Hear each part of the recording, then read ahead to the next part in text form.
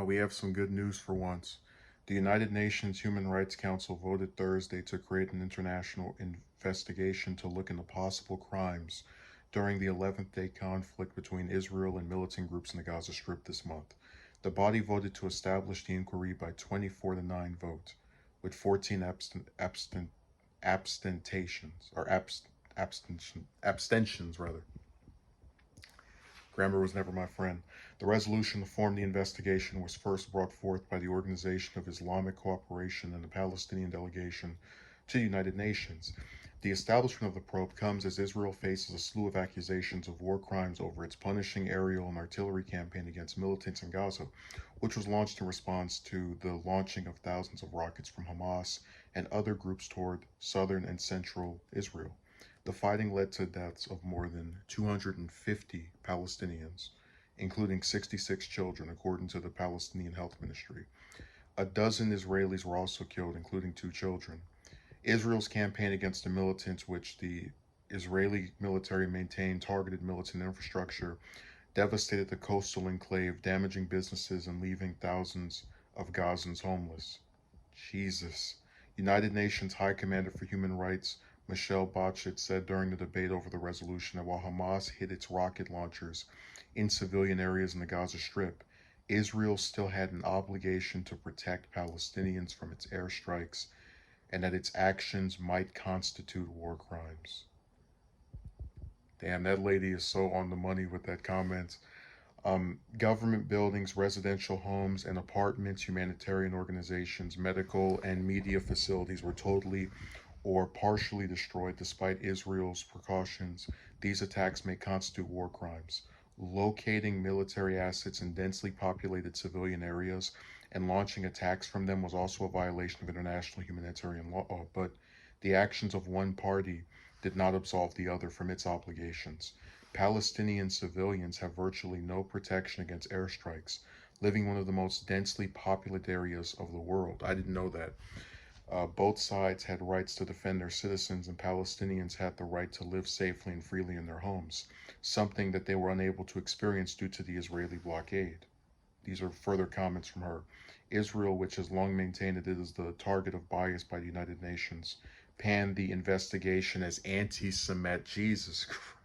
You know, Israel and its defenders are like this one-trick pony where people who criticize its government don't say a single damn thing about Jewish people because these comments and opposition to the Israeli government are not anti-Semitic, has nothing to do with religion, and they use their religion as a shield from criticism.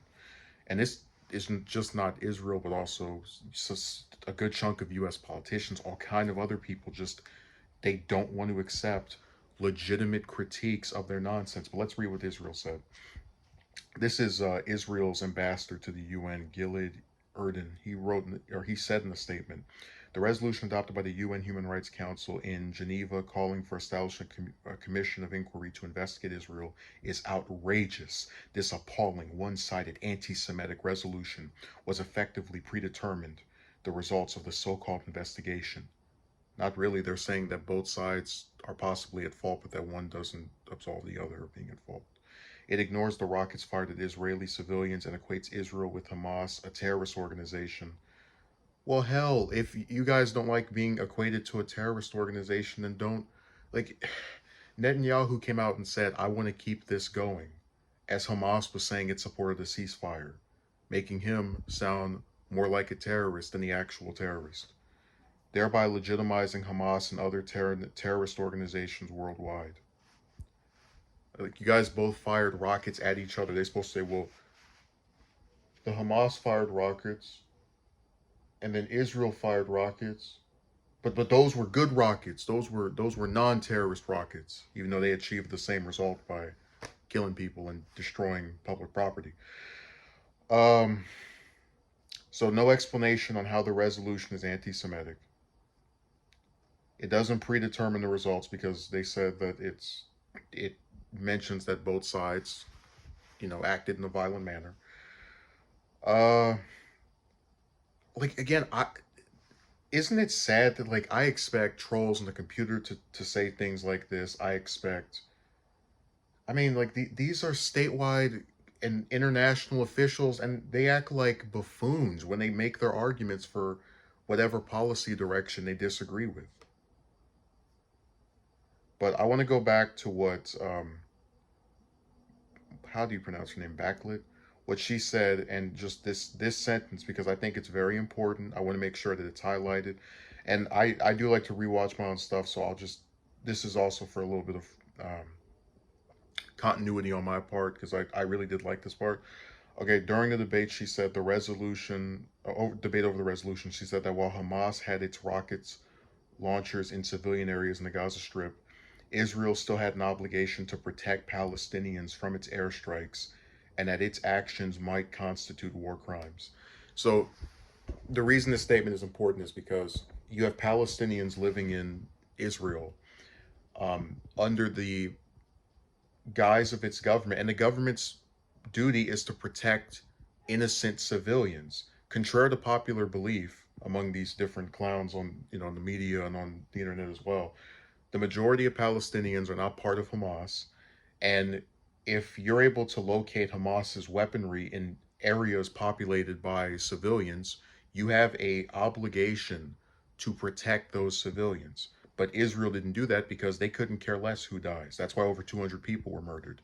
If Israel acted like it was run by people who weren't insane, and again, they're insane because of their actions, not because of their religions, they like to claim every critique of them as anti-Semitic, they would have actually gone to these areas where the Palestinians were and evacuated the entire population, or at least done a very decent job of trying to get people out of harm's way as they tried to destroy this weaponry. You wouldn't have seen 200 people deceased. You can do aggressive things that don't result in casualties. And that's something that the Israeli government had the urge to do because, like they said, Hamas is the terrorist organization, and the Israel government's supposed to be the good guys, the people who are trying to absolve violence from being a continuous thing, as they're spreading more violence and causing more casualties, even of people who had nothing to do with this.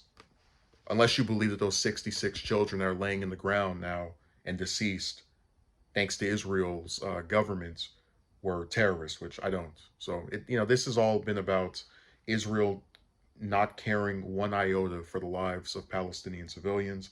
I'm glad the United Nations voted to investigate them. I hope all of their officials in positions of power that had influence over this conflict go to jail.